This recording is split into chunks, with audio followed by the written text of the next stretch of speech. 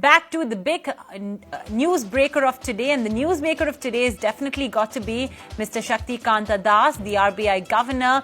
Yes, he's made a decision on the interest rates and he has decided that the repo rate will be status quo. Now, all those wondering why the repo rate matters to you, well, it does matter to you if you're one of the two. A, you're in the banking system. B, you're in the banking system. And almost everybody's in the banking system, and hence the repo rate does make a difference to you because it changes your EMI bill. It changes the returns you may get on your fixed deposit, recurring deposit, savings account. And yes, that's the reason why the repo rate can directly have an impact on how much money you are giving or earning. So to talk about that and of course to answer any questions or queries you may be having on your current EMIs or loans, I have with me Anshuman Mishra, founder of LoanAdda. Anshuman, thanks so much for joining in on ET Now. So let's start off first, and I suppose more importantly from the borrower's angle. Thanks to this whole repo-linked loans that has been introduced, I suppose, sometime in last October 2019, the relevance of repo has become extremely important because now an individual can simply listen to what Shaktikanta Das is saying. And the minute Shaktikanta Das says that, okay, I'm cutting the repo rate, say by 25 bips, he can expect that his next EMI bill will be lower by 0.25%. Isn't that right? So, Mobina, what happens in that is October 2019, RBI has said that there is a repo rate linked lending rate. But you have to also remember that prior to that, now let's say around 90 to 95% of the loans which have happened in the last 10, 15 years for a home loan, now that is linked to something which is called an MCLR. Okay. So the MCLR has to be requested by the borrower to be changed to a repo rate linked. So if you don't request, the banks can just continue you to be the MCLR. So my first advice to all the viewers of Money Show is that just go back to your bank or just make a call or an email or even a WhatsApp to most banks that I want my loans to be shifted from MCLR to reverse link repo rate. Now, what the difference is in that it makes is that now MCLR is marginal lending cost. The marginal lending cost of most banks have not gone down, and even if they have gone down, they are subjective to the bank deciding to pass it on. So, and mostly they have not, because what's happened in that is you have to understand this MCLR concept and why after RBI nudging the banks are not passing on the rates is because the NPAs have started going up, which includes the operational cost or the cost of actual feeding that loan which they have taken from RBI or elsewhere. So each borrower or each viewer may please understand that if RBI has reduced a repo rate does not mean that the EMI will go down automatically.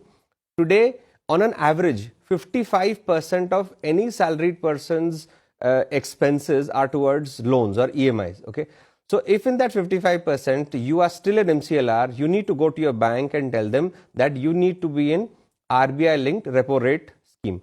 So first advice, please go and do that.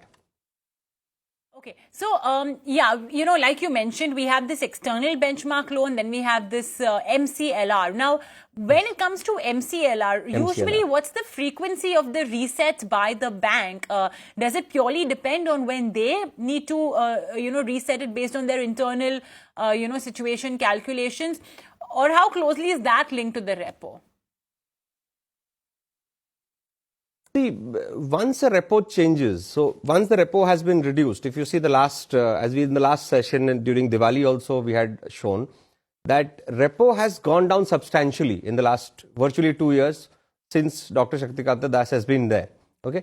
However, we do not see that impact of that passing on. So as per the rule, as per the law, the repo rate, the MCLR can be reset once in a year. So technically, if in October 2019 it has been done, the MCLR, then by October 2020 the bank need to change. However, what you need to do is that if you nudge the bank to reduce a rate by giving them a threat that you can transfer that loan. Otherwise, banks are just not doing it because banks, see, the question is that if you are with the PSU bank, now it's very difficult to get a loan. Now nobody is bothered about the rate of interest. Getting the loan has become more difficult because banks are not opening their purse strings or sometimes they don't have the capital. But the problem is that if you take, even if a bank says quarterly, I am resetting my MCLR. So what is it that that individual borrower will get? You see somebody staying in the same apartment complex, two people from the same ICICI bank will have different rates of interest because their reduction has been based on what the manager or that RM has given you. Now, if you leave that aside, simplistically in MCLR, you have that option to apply to the bank to reduce it. But the bank will start asking you that, okay, to reduce it, you have to give me 0.25% of the outstanding principal. But to shift it to a repo rate linked loan, there is nothing like that. So the first thing is that we don't need to want to understand what is an MCLR of a bank. They may have their own internal calculations. Now the whole world needs to understand that I don't care. I don't need to know 50 different banks MCLR, how they are arriving at it. I just need to know one rate, and that is the RBI rate. And is my loan going down as per that? Now, if that bank is not reducing or not changing as per the RBI link rate, then you can complain in banking ombudsman or something. Or the other better thing is that transfer your loan to somewhere else at a low rate of interest. Okay, so simple solution, instead of, going through a plethora of information, instead of going through, those 10s and 20s of banks, seeing all their MCLR, you just have to look at one rate, and that's the repo rate. And based on that, see how that moves, and accordingly you take your loan decision, because once that repo rate is fixed, the rest of the banks as well will have their interest rates. This is, of course, if it's a repo linked loan, not an MCLR loan. Hence, Anshuman advises that instead of an MCLR loan, just take a repo linked loan, much more easier to track, and it just simply saves you the hassle. Anshuman, just to clarify again for our viewers, would a repo linked loan of, say, an SBI, finally when I have to come and I have to pay the EMI bill, my home loan EMI bill, would the interest rate of my EMI bill, even if it's a repo linked loan, differ from maybe a PNB's home loan of maybe my neighbor, like you mentioned, in the same housing society? Because it's not just the simple 5.15%, which is the repo rate. There are certain add-ons as well. Like, for example, it would also depend on my credit profile. So how much would that differ? What are the factors to consider here? See, once you take a loan, let's say in 2017 you have taken a loan, okay? You have a certain rate, let's say 9.35%. Now, if in October 2019 the RBI reduces the repo rate linked loan, and you have shifted to RBI repo rate loan, and you are not an MCLR, then your rate will go down. But if there is another person who's taken a PNB loan at 9.1%, then what happens in that is, then your rate with that PNB loan will go even lower than what will go with SBI. So the first thing is that at what rate you have gotten from the bank, because see, banks also negotiate with the borrower. And let me explain to you, a credit profile today is generally not deciding your rate of interest. It is your bargaining power. So there are people with a credit profile, let's say of a credit score or a CIBIL score, Equifax score of 700, who have a lower rate of interest than somebody who has an 824 score. So it's all how you understand this market, negotiate it and wade through it, that you get a lower rate. So Mubina may be a very good borrower, but Mubina may not have negotiated because that bank has not told you. So it's better to go, as I will suggest, through places like LoanAdda, which will get you the best rate, or otherwise you do your whole research for that matter. But the fact of the matter is that your rate will decide on a negotiation power. And yes, you have to change it to repo rate so that the bank does not shortchange you, that earlier the rate was such, somebody new who's come after October 2019 is getting a lower rate and you still at the old rate. That will now stand to be reduced.